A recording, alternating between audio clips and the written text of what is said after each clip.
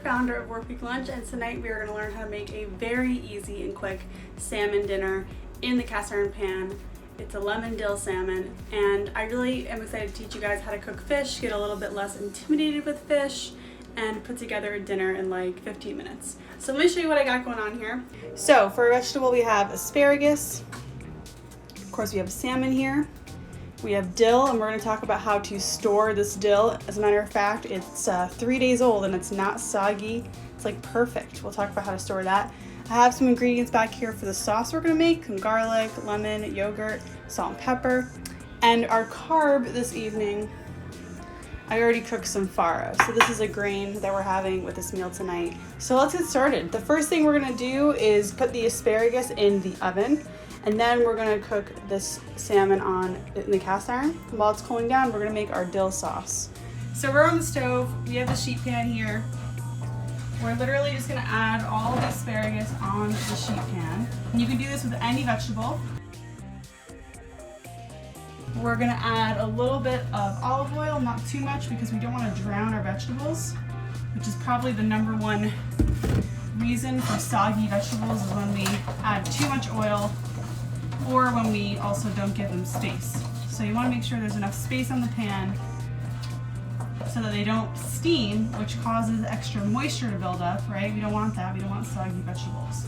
So after we add the oil, we're going to do some salt and pepper. It really brings out their natural flavor when you roast vegetables, and let those sugars caramelize in the oven. So we're going to put that in the oven at 400 degrees for like 15 minutes. Moving right along, we're gonna now do the salmon. So for salmon and really any protein, you want to pat it dry before you put it in the pan. Why? Because moisture will again cause it to stick and steam, and we don't want any, we want to reduce the amount of moisture in the pan as much as possible. So I'm literally just gonna pat it dry with some paper towels. The other thing is we want to make sure that we salt it. I'm not gonna salt the skin side, it'll get pretty flavorful on its own. Once it's on the pan, I'll salt it in the pan. It's really important to also not salt it before it goes in the pan, because guess what salt does? It draws out moisture, and again, we want to avoid that. This has to heat up. It's really, really important to make sure your pan is properly heated before you start cooking. Otherwise, whatever you cook in it is gonna stick really badly, and you're not gonna get any color or that, lovely sear on your protein. So I'm gonna add a little bit of olive oil.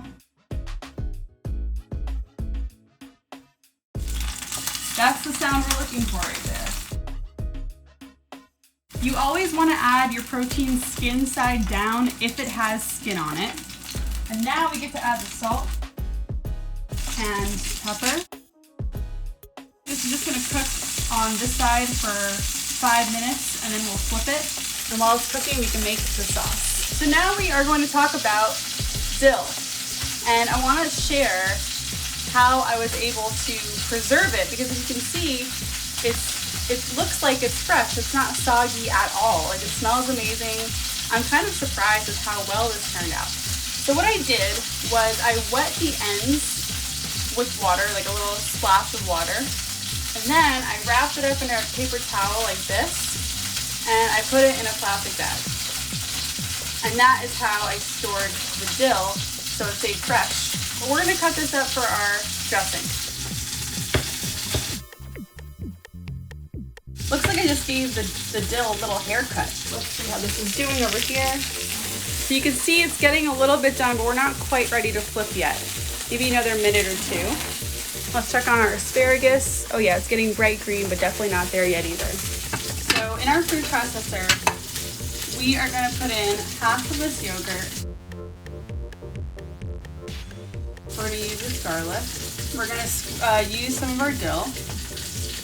Not all of it. We're going to squeeze a lemon. Highly recommend getting one of these lemon squeezers. We'll add some salt. We can add some more dill. That's basically the sauce. So I'm just going to carefully flip, always flip away from yourself like that. Look at that, perfect. that's it. Let's taste the sauce we made. It's really good.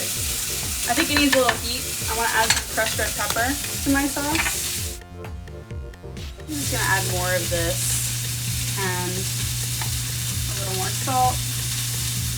You always have to taste before you commit, guys.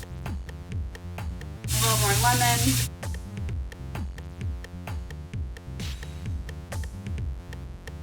Nice and creamy. Yeah, it's good. Let's check on this. See if we're done.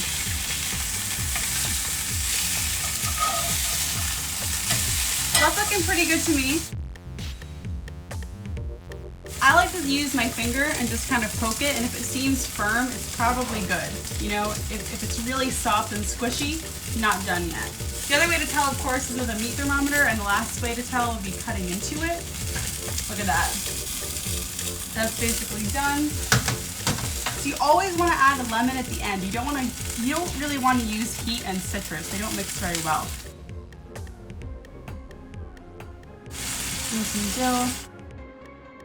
Put some pretty lemon slices right on there. Looks delish. And guys, we did this in literally 18 minutes. And we're gonna first add the farro on the plate.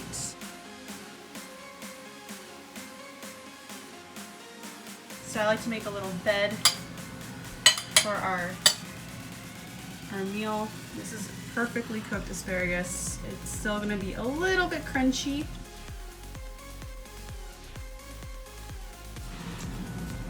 So here's our salmon. And then we're gonna drizzle a little bit of sauce over it.